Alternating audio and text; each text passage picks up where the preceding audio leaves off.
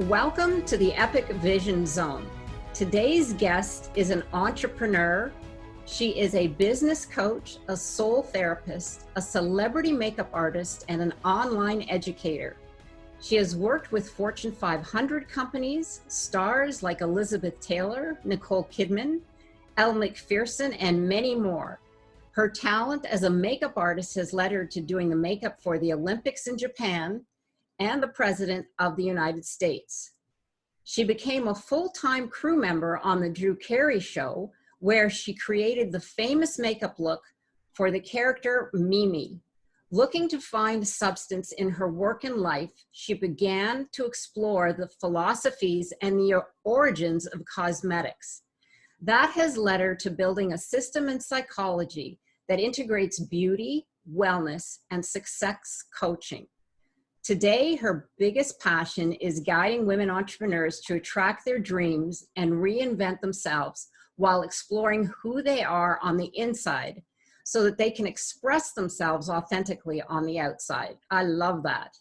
Over the years, she has honed her skills as a visionary, a leader, teacher, and mentor for women, helping them to uncover their best image and life. Welcome, Laura Schakosky. Thank you. I appreciate you having me today. You're very welcome. And I think I may have put the cow in the oustie. We're talking about her name. So pronounce your name correctly for our audience. Laura Schakosky. Schakosky, there you go. Thank you so much. Coming from the world of Hollywood and celebrities, how does it feel to be the star in your own story, Laura? Well, it's funny. It's like you hit the ground running and you're trying to build this career, and then you finally get to that moment where you realize that you've made it. And the only way that you actually really know is because other people are telling you. It's interesting. It's like, you pick up a magazine, and the magazine, has articles that you've been a part of and been interviewed for, like TV Guide is listing whatever you're working on as the top show, in the United States. And, the ratings are off the charts. And you're sitting there and you're thinking, wow, I'm just doing what I've always done. But this particular experience has a lot more. Yes, that's interesting that it takes sometimes the outsiders to see your success. I find that very interesting. So you were 24 years old when you decided to move to Hollywood. Were you intimidated by such a big move, or was it something that your heart just said, do it, this is going to be exciting? Mm-hmm. It's like I had gotten to a point in my career where it was like I was doing all of this work, and it was real edgy, and I had done a lot of research to create these really unique styles. But the people that I was working with didn't have an edgy look. They were turning everything that I was doing into a real commercial and catalog, style, almost corporate looking. And I was like, oh my gosh, it's like, if I ever really want to make it big, I'm going to have to go to a bigger city.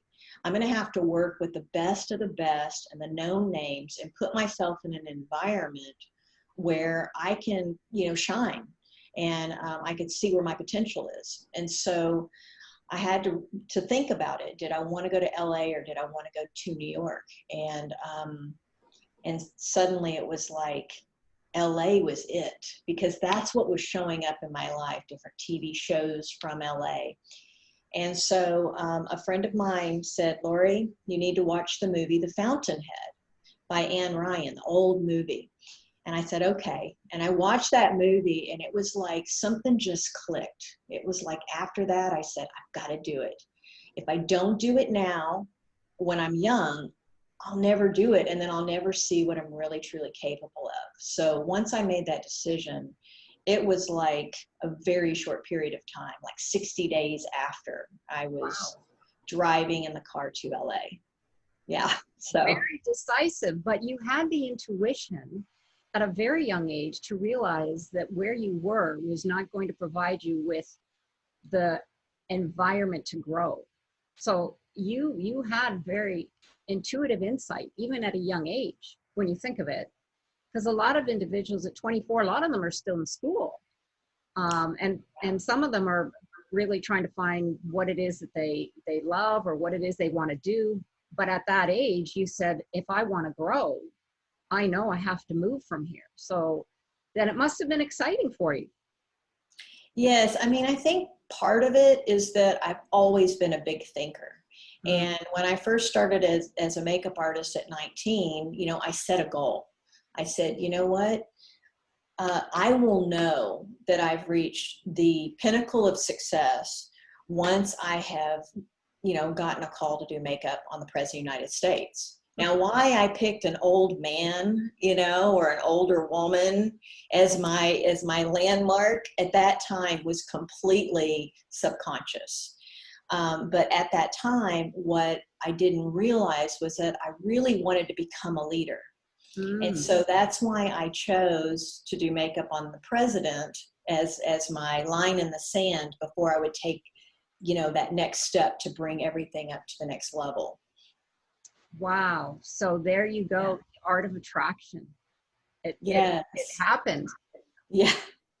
Really. It's here we are in real life, and there's proof that it can. You put the goal out there, you put the thought out there, you put the intention, and here you are. It took time, but it came to be a reality.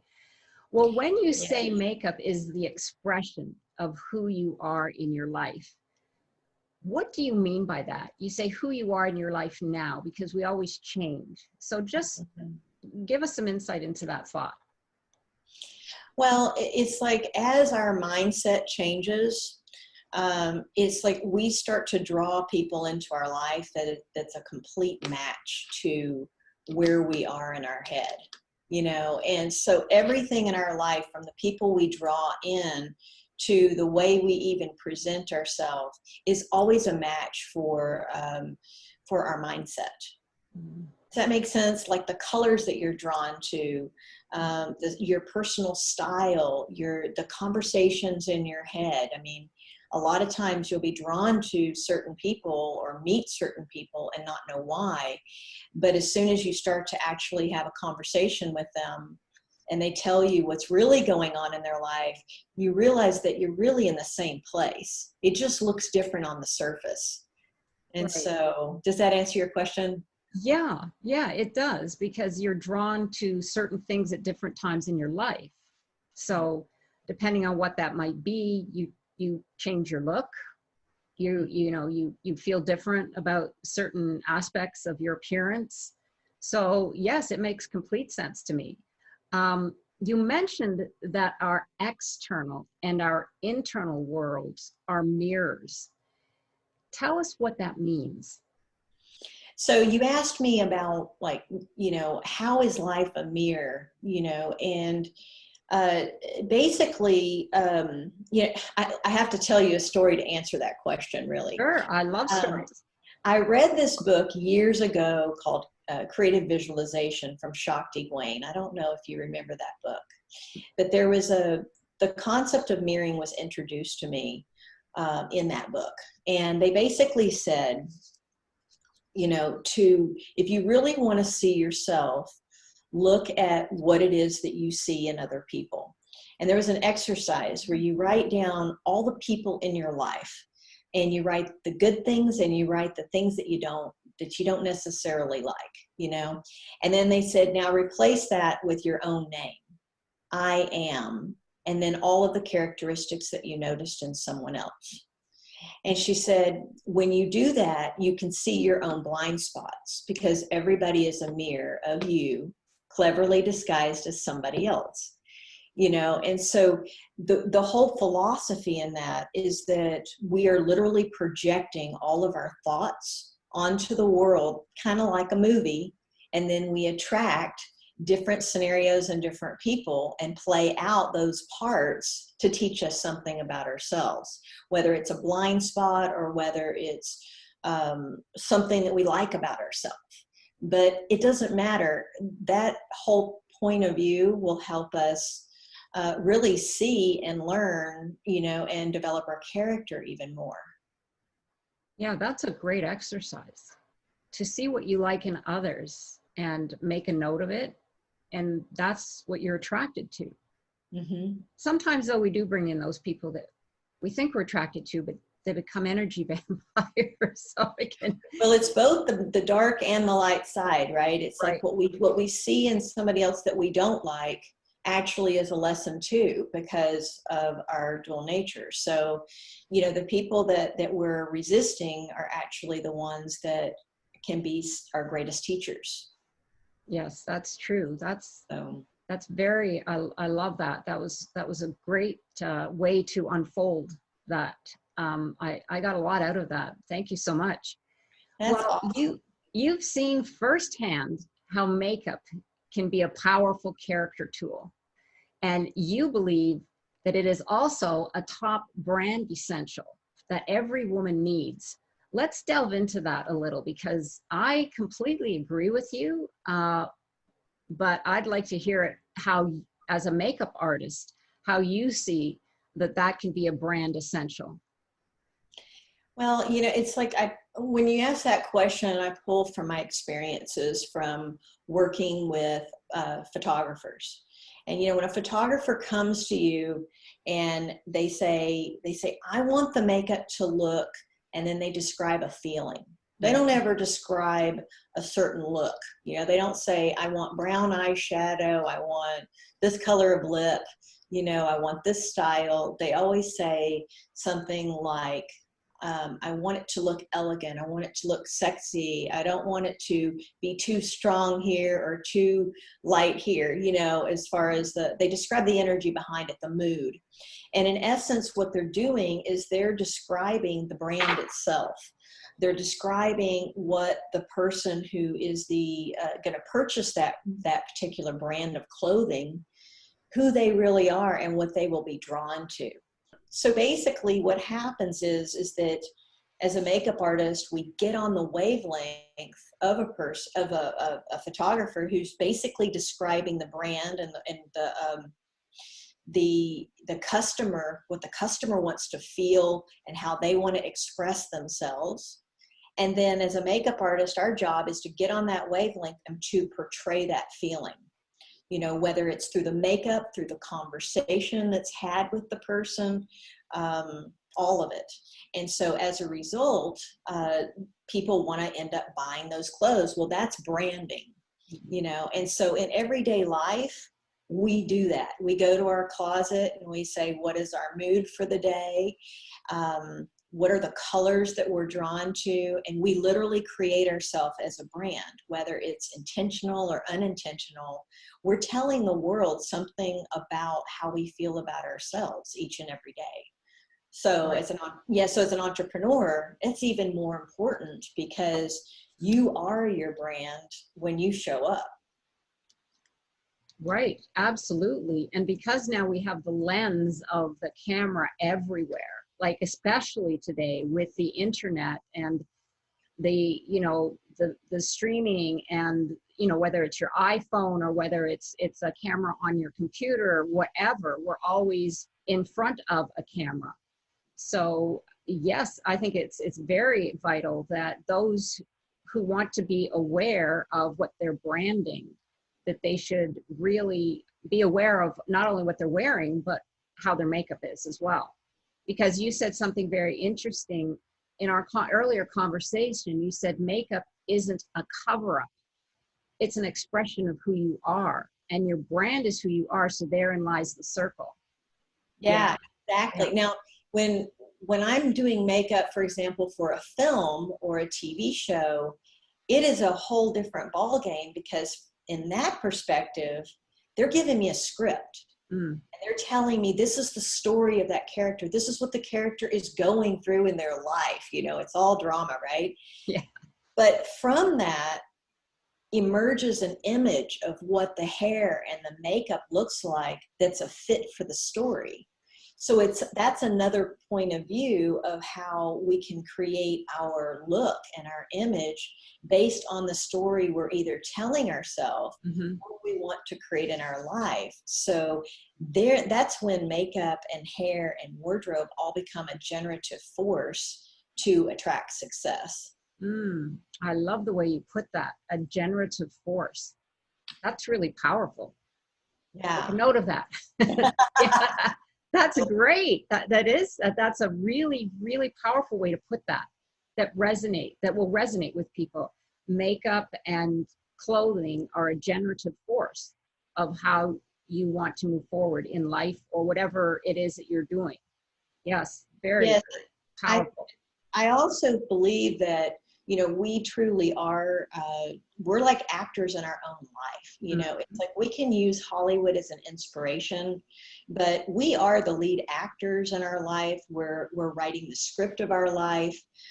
We're directing the flow of it. We're producing the show of it. And so if we have that much power, that much creative force to be able to use and to generate our life, then why not use it in a way that's going to make a difference for people? And so absolutely, it takes makeup to a whole other level when you start to look at it that way. So you have an interesting story that you told, and I believe that it has to do with people showing up in our lives and why they do, and it's something that you believe in. Share with our audience the story that you discovered, that you shared with me, and what you discovered, because I think it is really not only fun but really interesting. So, I truly believe that the people that show up in our life are there to teach us something. And, it's like, no matter if it's everyday life or whether I've, worked with a celebrity and they're, the energy is just so intense with them. It's like they're carrying the world with them, and to be in their personal space, you catch a glimpse of what that looks like and feels like. But what I find is that, it really doesn't, it's like we have these visions of what we think that success is going to bring us. It's like we think it's going to bring us freedom, and we're going to make all this money, and we're going to be able to buy what we want to buy and travel where we want to travel to. And all of that comes with success. But what I have found with a lot of the people that I've worked with is that that everything really truly amplifies with fame. So if you start out happy and then you have success on top of it, which is really the icing on the cake, then you're going to feel more of that. If you have, the past that is not really complete, and you think that the money and the fame are going to be the solution to that problem, that's not necessarily the case. It's going to only amplify with fame, but it's going to be in front of the world. A lot of the actors and actresses that I've met actually use acting as a healing tool to be able to deal with their emotions and their feelings, and to put them on loudspeakers so that they can experience transformation. So, wow, that's interesting. A lot of people don't know that, but what happens is that as they start to shift and change and to look at things differently, they actually start to attract different roles that they play in their life instead of getting stuck in a mold. And so in how that relates to everyday people in our lives, we have that same exact experience where we start to have the Groundhog Day experience of like, oh my God, I thought I learned that lesson already, but here it is. I'm drawing these people back into my life to have the same lesson over and over again. And so what I would say about success is that that at a certain level, you have to go deep inside of yourself to kind of do an like a soul, I call it a soul cleansing, where you start to break the patterns and habits that no longer serve you, and redefine who you are and who you want to be. And that becomes a powerful transformational experience. That's really interesting. You're right. It does become a powerful transformation. But the fact that you said some actors actually use the roles that they play as a transformational tool, I could see that now. That puts it in a whole different light because, you know, they're going through all kinds of emotions depending on the role, you know, whether it's happiness or sadness. And if they're really in tune with that and using it to help them transform some of the issues that they have, I could see how powerful that would be. That they're basically getting coaching lessons while they're acting, but they're doing it for themselves. Yes. That's amazing. Wow. That's really, and I love that. And the more authentic they are. Yes. The more yes. it's celebrated by other people, because other people can look at them, you know, like the audience can look at them and go, I can really identify with that. Yes, I can feel it. Yes. I can feel it. I can identify with it. And this is what someone else would do in this situation. And so it becomes an opportunity to see through somebody else's eyes, you know. Yes. We all have a story inside of us. And yeah, I took a course years ago and they said, now I want you to write down what that lesson is, that challenging lesson in your life, the thing that just rules you, you know, and you experience it over and over again. And they said, write this story down Hollywood style. I mean, just turn up the volume. And then they said, okay, great. You were really enrolled in this story. Now what I want you to do is I want you to read it out loud to somebody else, and then do it again, and then do it again, and then do it again. And you're like, really? I mean, that took a lot of energy. And now do it again until it doesn't have any energy to it. And what I noticed in that exercise is that when you do that you start to realize that it's just a story. That the choices that we've made were made up. They were chosen generally at a very, very young age. And we're living our life like it's the truth over and over again until we realize we have the power to change the course of our life by changing the story. It's as simple as that, but yet it's so profound when you can see it, like as an audience looking at a movie script going, wow. Right. Wow, now I know what to do differently. Yes. Boy, you've really learned a lot being in Hollywood. I have to give it to you, Laura. You are amazing. So I'm going to move on because I know you are an avid researcher and student. You love to learn. And you took it upon yourself to uncover the reasons why the ancient civilizations use makeup. And in the process, you discover something really fascinating about the whole world of cosmetics. Just share a little bit about that with our audience. Well, it was interesting because the more I started going deeper into transformation of my own personal life, the more I started focusing on the history of makeup. It was a parallel thing. And I would read all these books about makeup and what people did and that sort of thing, but they wouldn't get down to the depth of like why people really wore makeup. Like what was it really all about? And so I started going, I bet, you know, the people in the ancient world and the tribal world, those are the guys that started it all in the first place. I wonder what their philosophies were. And so, I was like, how am I going to find that information? I had no idea where to look. You know, it's like you go to a library and there's thousands of books, but you just want to know that one thing. And so that's when I asked a question. Is makeup a mask that covers up who we are or an outlet of creativity? And that is when the Drew Carey show showed up. And I ended up doing makeup on the character of Mimi. Well, Mimi's makeup looks very, very similar to Cleopatra. And so as a practice of makeup, I was practicing it on myself to get my timing down. And I was like, I looked in the mirror one day and I said, why did the Egyptians wear makeup the way that they did? And so the first thing that popped into my mind was, oh, wow, they wore blue on the top lid and green on the bottom. Lapis lazuli on the top, like a ground up pigment of like a rock. Malachite on the bottom, which is green. And I was like, wait a minute, that represented heaven and earth. It's almost like you just have to sit there in the mirror and be present to a look and then listen. And then I was like, oh, wait a minute. I stepped back and I was like, that looks like a peacock feather. What do peacocks represent?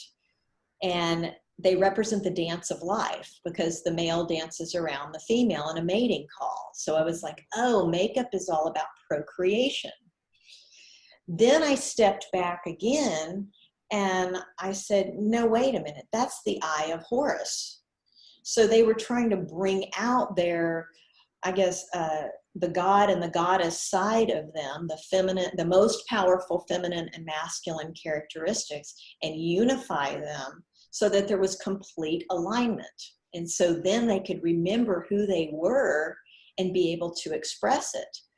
Now, the one thing I forgot to say is that when I saw that the makeup represented heavens and earth, and the eyes represent the windows of the soul, I was like, wait a minute, makeup truly is an expression of the soul's journey through life. It's the expression of our hearts being portrayed as a character, just like in a movie, and then we act it all out to learn something. And so it was probably one of the most profound moments, because I saw what I was really doing and what the origins, were really all about. It was so much deeper. It was a spiritual experience. So, boy, I get really passionate about I know, but you look at makeup at a whole different level. Like, it's like, wow, that's why I wanted you to share this, because I love the passion that you have for your profession. And I think that's one of the reasons that you are successful.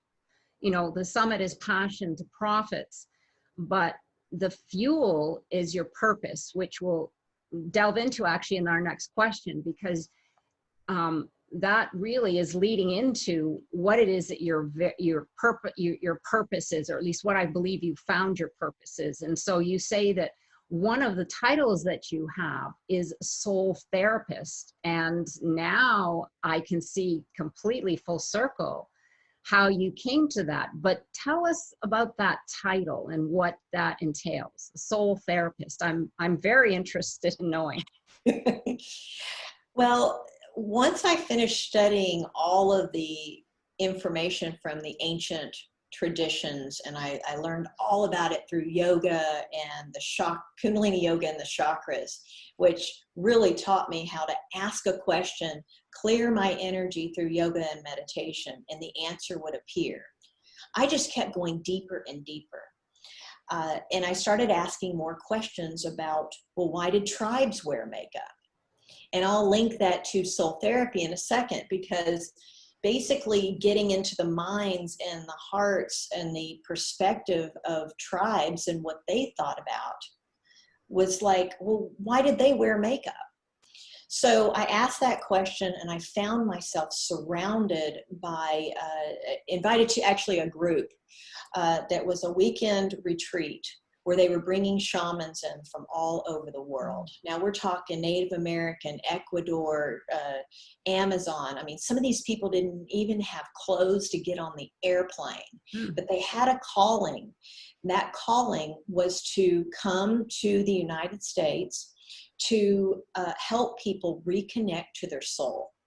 They said, the people who are who were our kids and the younger generations, they want all the material things, but they have this disconnection to their soul. And, we want to be able to teach, get our teachings out to the community. Well, when that happened, that is when I realized that the work that I really wanted to do at a deep heart level was soul retrieval work. And soul retrieval work is when somebody has gone through a trauma in their life, and it's like, in spiritual terms, they're soul fragments. And it doesn't matter how much therapy that they do, they still feel this sense of incompletion. And so by learning from these shamans and actually having a teacher that was a shaman in Beverly Hills, going to her every week for a year and a half for training, she taught me how to get all those fragments and to pull them back into the spirit of a person so that they have a sense of being whole and complete from the past. So I bring all of the pieces back into the soul, and what happens is that a person will feel this sense of wholeness and completion from the past, and they're able to be more present in their life. And when you're present to your life, you're present to your gifts in that transformational journey. That creates a more authentic expression. And so it's like all of the transformational work you do is really more heart-centered work. Mm-hmm. And so as a soul therapist, which is what I call it, I pull from my toolbox of about 8 different things, from face reading to chakra balancing to to soul retrieval, to taking back your power, to astrology, like all these different types of healing modalities that I've learned over the years. And I've kind of merged them together for soul therapy so that people can remember the truth of who they are and get their power back so that they can be inspired and be able to express themselves in all sorts of ways. Wow. And not just makeup, right? Not just yes. makeup and wardrobe, but like in life and the things that they're passionate about sharing with the world. Yes, absolutely. Well, that was a great explanation. I wanted to ask you now, as entrepreneurs, we're always looking for that unique offer. We're always looking for the gap where you hear people saying you have to be different outside of the box. I love how I've been talking to a number of entrepreneurs, and I love how they've been taking what they've learned and their experiences and are transforming them, like you have, into doing work that they love. So you've transitioned completely from taking the makeup and so on and so forth into a coaching business.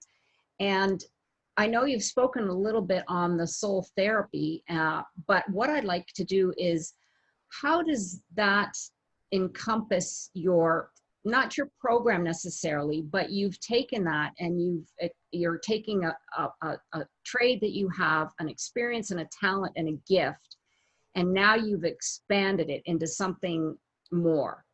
So how I know it's kind of morphed because you've said some of that story, but just give us a little bit more to unpack that for entrepreneurs who are listening, because I know everyone comes to the table with experience. We all come to the table with a past, and whether we know it or not, a lot of what we've learned in the past is what's going to help us move forward in the future, and using those tidbits along the way. Absolutely. I think that really everybody has a dream, and whether that they're living that dream and they want to scale up, or they want to start something completely new. Maybe they have a job, for example, that they love. They love that job, but it's not really giving them full self-expression. So there's a dream there that needs to be listened to and to be grounded so that the entrepreneurs can take action, right? So, that all goes back to the power of intention.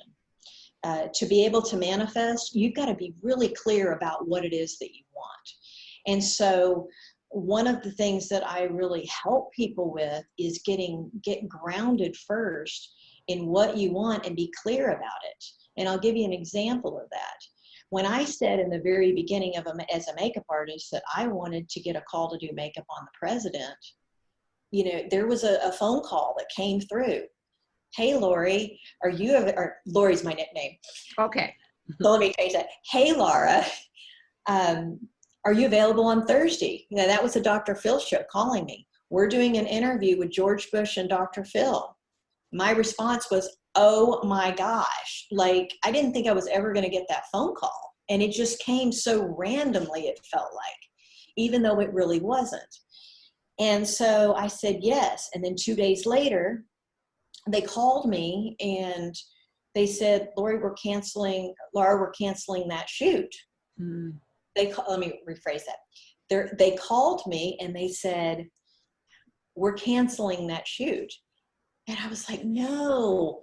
Mm. It was like having a, like the finish line right there. Mm-hmm. And I was right there, and then it disappeared until I realized that at 19, I said, I will take my life to the next level when I get a phone call to do makeup on the president. I didn't say I wanted to do makeup on the president, right? Mm-hmm. So I actually manifested exactly what I said. So I said, no, I want to have done makeup on the president. Boom, Trump wins the election. I had already done his makeup on the Drew Carey show. He was a guest. Wow, I don't remember that. Yeah, he was a guest on there. And I was like, you've got to be kidding me. And so it was like the joke was on me. So I always start every entrepreneur on their journey with being so specific, because every word creates a world that you live into. And so I always start there. And then I go deeper into a meditation to get clear from every perspective and every level. And that is what's next. And then after that comes a soul cleansing, where you start to really lay the foundation of your environment and your life for something big that's to come. And it's really gets you settled into what your commitment is to that dream, because there's a lot of people out there that go, yes, I want something massive, but they aren't willing to make any changes in their life. They want to do the same thing, but get different results, which is, it's not going to happen. So that process gives them a way of inching into that and seeing how they can start shifting their life, which ultimately takes them into my core work, which is the reinvention process of going, okay, now you have the capability of creating change. Now let's create a Hollywood success story, something that you're really, really inspired by, and let's put it in time. And then let's use all of the cycles of astrology as a foundation to go, okay, when this time of year comes around, this is the focus of the energy. Kind of like what I was describing about a photographer saying, get on my wavelength and start portraying a look. This is like, get on my wavelength and start generating your life from that. Mm-hmm. So it becomes really powerful, because over time, you start to feel so different. It's only natural to start to create a new brand and a new image, and possibly a coaching business for them as a result of going, wow, I want to share my transformation with other people. So the one thing that is really, really unique about my programs, as well as the inspiration that comes along the way, is that no matter if it's coaching, no matter if it's a healing session, no matter if it's one of the online programs, I have created an aromatherapy blend, aromatherapy line actually, with teas that are all based on the chakra system. And if you're unfamiliar with the chakras go back to yoga, which are all about there's like 7 different energy centers. I look at all of those as different wavelengths. So when you use different essential oils mixed together with the intention of getting on those wavelengths to unblock energy, then you start to see that aromatherapy is not just something that smells good. It's something that can be used as an amplifier to see inside of ourselves that can actually fuel the process of success. So I use each of these with all of the different programs to get down into the spirit of what it is that you're really going through. Because a lot of people are like, oh my gosh, I have no idea. I mean, I'm inspired to create something big. I have no idea what it is. Well, when you hold the scent underneath your nose, and at first it smells good, and then all of a sudden they find themselves going straight to their heart. Mm-hmm. And now their heart is telling them what it is that will create fulfillment. Then all of a sudden it's a whole different dynamic where you smell the scent and you're taken back to the experience, taken back to the words that you've said that you want to create in your life. Mm. Those sound wonderful. Well, we'll have information about that on the links, because yeah, that sounds like something everyone could use for sure. Speaking of, well, just going back a little bit, you were referring to writing your own Hollywood story. And you did mention to me a question that I thought was fascinating, because I love creativity as well. You lead people with a question that, who is your avatar? So, and you were saying that that helps to unblock us, to move us forward. And of course, a lot of us entrepreneurs and or women who are in a career and thinking of pivoting right now in their life, I think this question could be something very valuable. So maybe delve into that a little bit. Yeah, I'd like to say, you know, it's like every marketer will always talk to entrepreneurs, and they will always say to them, who is your avatar? And the first thing you think is, I have no idea. I just want to make a difference. I just want to write a book. But the reality is that we're always talking to someone.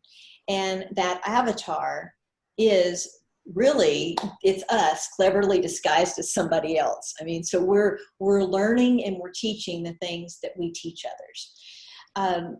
You know, I find that the deeper that you get into understanding avatars, the more you start to really study roles, like archetypal roles. And the archetypal roles are like the roles that we go through and learn throughout the year. So there's these extremes in these types of archetypes. For example, we are learning how to become, in some cycles, master communicators.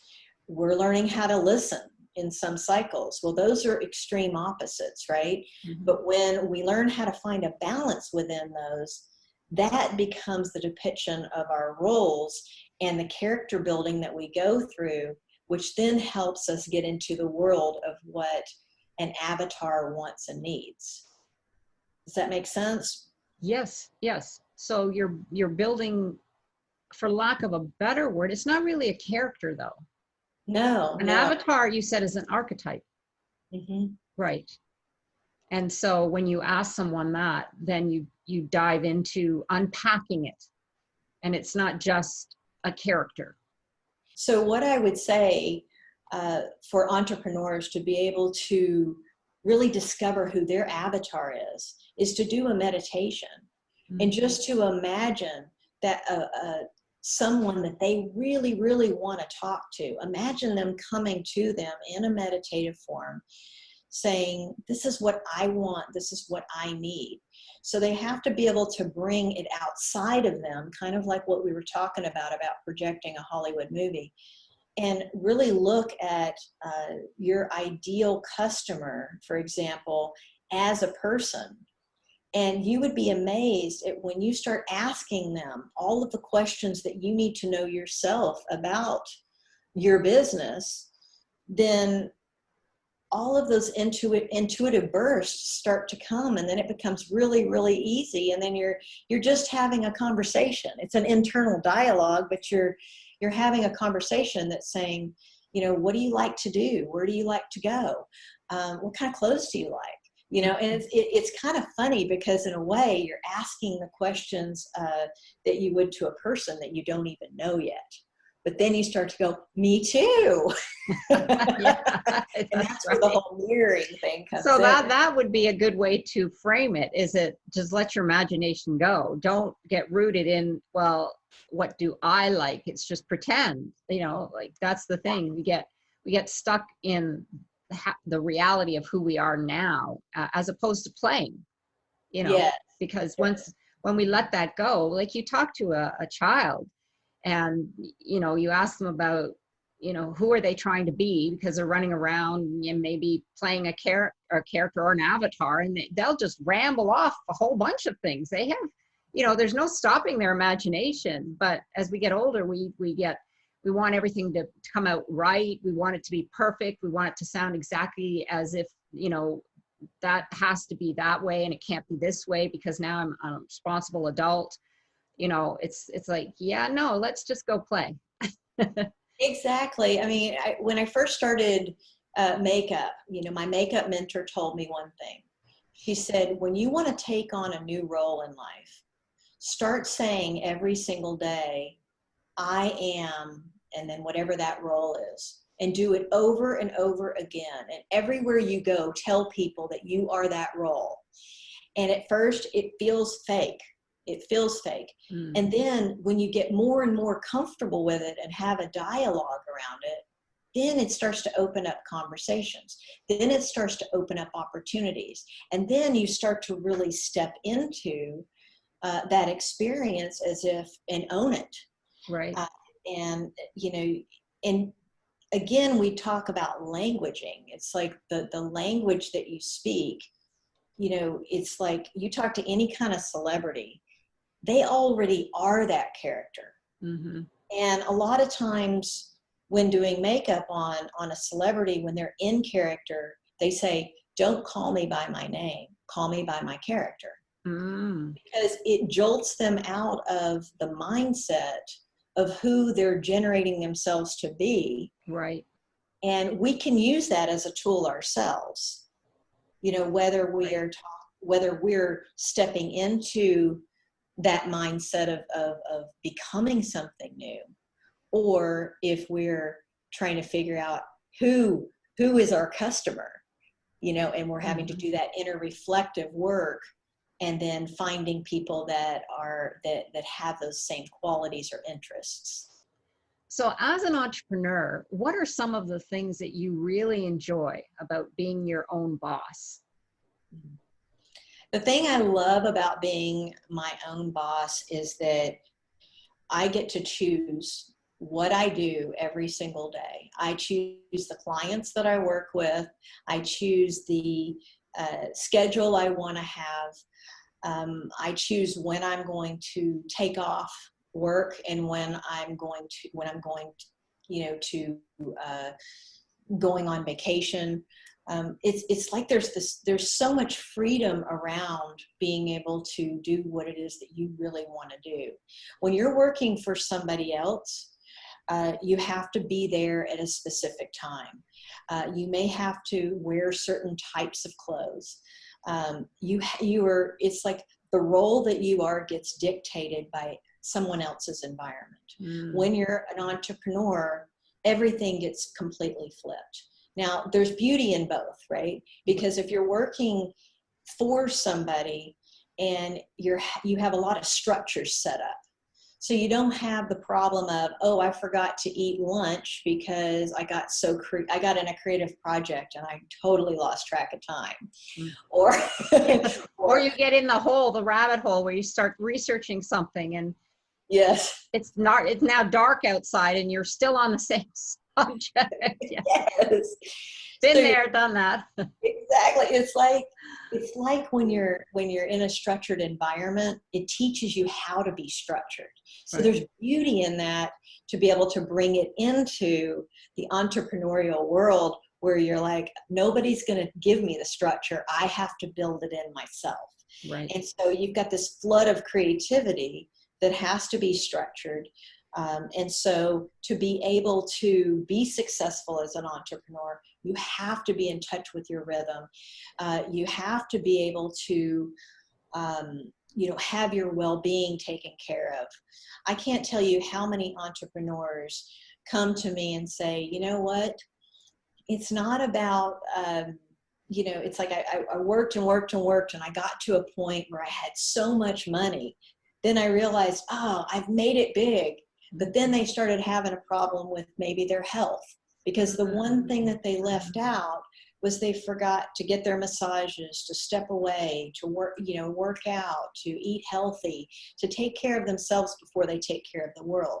Right. So there's always something that we're putting in to have success, not just be in our business, but in all areas of our life. Because if it's like, it has to all work to have that sense of happiness and fulfillment everywhere. Yes, you're right. Balance. It does. Definitely does. Now, I can't let you go without asking you this, because I know that there's probably everyone watching would love to get from you some tips and tricks to be camera ready and to be able to put our best face forward, because this is the new normal. And we would love to get some advice from a professional on what makeup we should or maybe should not, or just some general tips. Yeah. So as far as being on camera, you're going to want to make sure that your makeup is at least 2 shades darker than everyday makeup. And that's just because of the lighting. The lighting will wash your skin tone down. You're also going to want to make sure that you're powdered. And, you know, a lot of people are like, oh, I don't want to powder because it makes me look old or whatever. But the reality is that you need to look completely matte on camera because it just looks more polished and professional. Another thing is that eyelashes are a must for camera. I mean, every celebrity wears them so that they can wear less eyeshadow and have their eyes still pop. But what if you're uncomfortable with eyelashes? Like I've seen celebrities and talk show hosts, and they have the fake eyelashes, but it really does not do them any favors, because I am so distracted by them blinking and, you know, having you could tell they're completely irritated, and I'm totally distracted by it. And I keep saying, why are you wearing those things? It's not doing you any favors. You know? That's hilarious. Well, you know what? It's because out of the glamour, you know, it's all about the glamour. And, you know, and a lot of times the lights will wash all of our features out. Ah, okay. So but if you're really uncomfortable with them, maybe don't wear them. I don't know. Well, I mean, I just know that with everybody that I ever make up, they always want lashes. And, you know, it's like you're putting on your face for the world. You're putting on your glamour. This is distinctly different from who you are in your everyday life. Right. You know, so you have to think about it as on camera, you're creating a persona. Right? It's like if you were to go to a photo shoot and a wardrobe stylist pulled a bunch of clothes for you, you wouldn't say, I would wear this and I wouldn't wear that. You would say, my role as an entrepreneur would do this and they would do that, which is distinctly different from what you would do in your own personal life. And makeup is the same exact way. Okay. So sorry, go ahead. It's a mindset. It's a mindset. Yeah. So the tip, wear shades darker, a couple of shades darker, because you get washed out. You definitely want powder because you want it to look matte, and you want eyelashes because you want your features to pop on camera. Now, what about lipstick? And as far as lipstick goes, you just want to wear something kind of neutral. If you notice, a lot of people wear lipsticks that are a little bit more salmon color to peachy, just because the lighting starts to change the makeup. So if you do something that's pink, it's going to make it look even pinker on camera. Okay. It'll look, your pretty light pink will look like it's hot pink on camera. Oh boy. Okay. So you want to go more towards the warm tones. Clothing wise, you're going to want to stay solid colors. Make solid colors. Don't, you know, try to stay away from patterns, anything that has lines in it, you know, because they start to moire. Oh, and lastly, about the makeup, the weight of the blush that you put on your face will create your overall look to be heavy or lighter. So the lighter your blush, the more natural the makeup. The heavier your blush, the more, the heavier the makeup looks overall. As far as hair goes, you want to make sure that, like, see, there's no holes in the hair, and it may feel like, God, that looks so stiff, but look at news anchors. You know, they don't have wild hairs, anything that could cause a distraction from your message. Right. Right. So take a look at yourself before you turn it on, basically. Yeah. And see for those little tweaks that you can make, because you're right. Those things do. I've noticed if I'm watching someone on camera and they have something of that nature, I'm completely distracted. Exactly. I'm just like, why aren't, is that person on? No. And then always check your teeth. oh yeah, that's Always true. check your teeth right before you get Oh started. my gosh, that would be horrible. Can you imagine you're smiling to millions of people, and then you've got lipstick on your teeth. That's what you're gonna see. You know, so it's like on camera, you have to suddenly be so conscious of everything that normally in everyday life doesn't really matter. On camera is so amplified. Yes, you're right. It's very amplified. It makes for a whole different world, as we know. Yes. For sure. So Laura, is there anything else you'd like to share with our audience, some exciting projects that you're working on, and just let them know where that they can find you? And of course, we'll have all of those links on your bio in the speaker pages.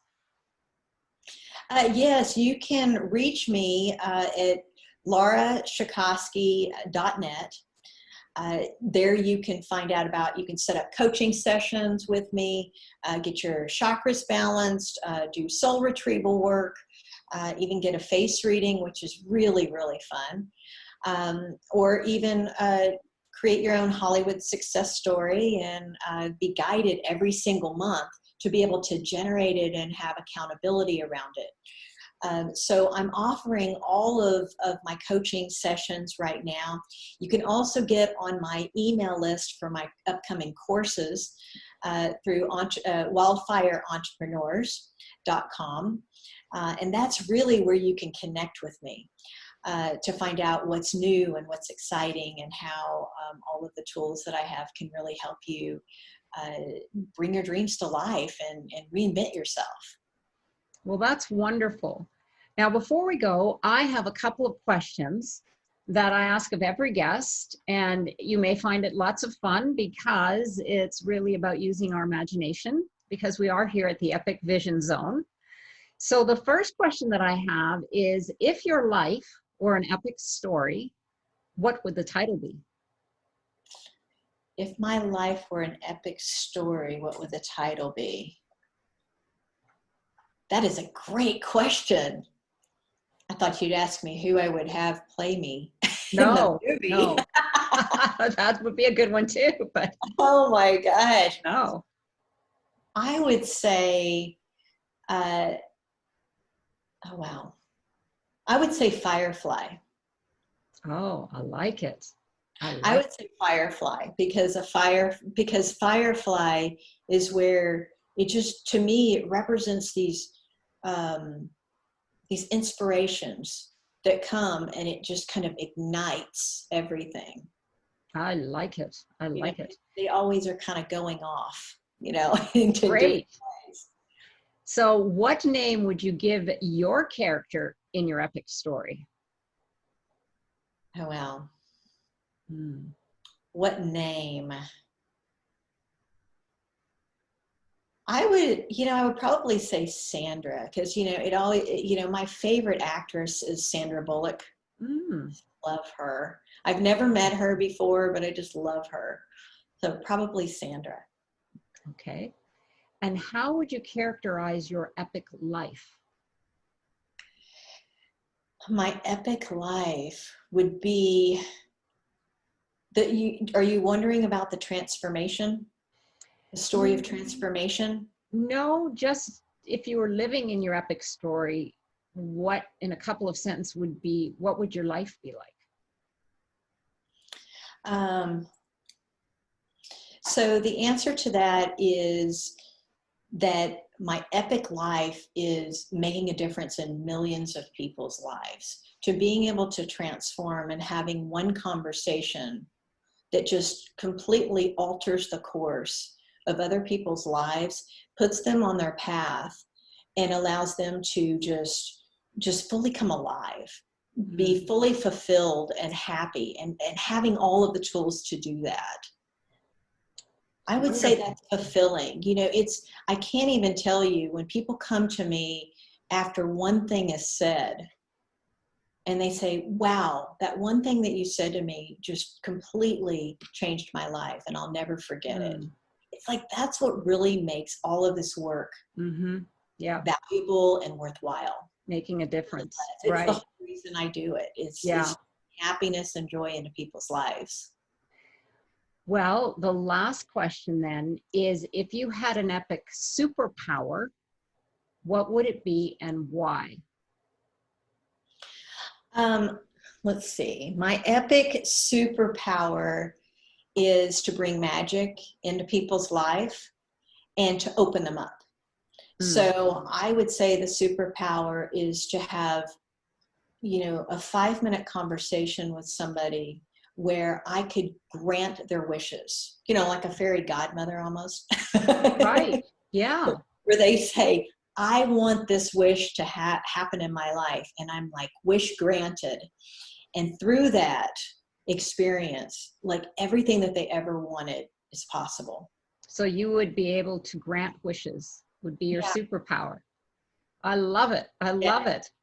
Well, thank you so much, Laura, and for coming on the show and teaching us about the power of wearing our beauty from the inside out.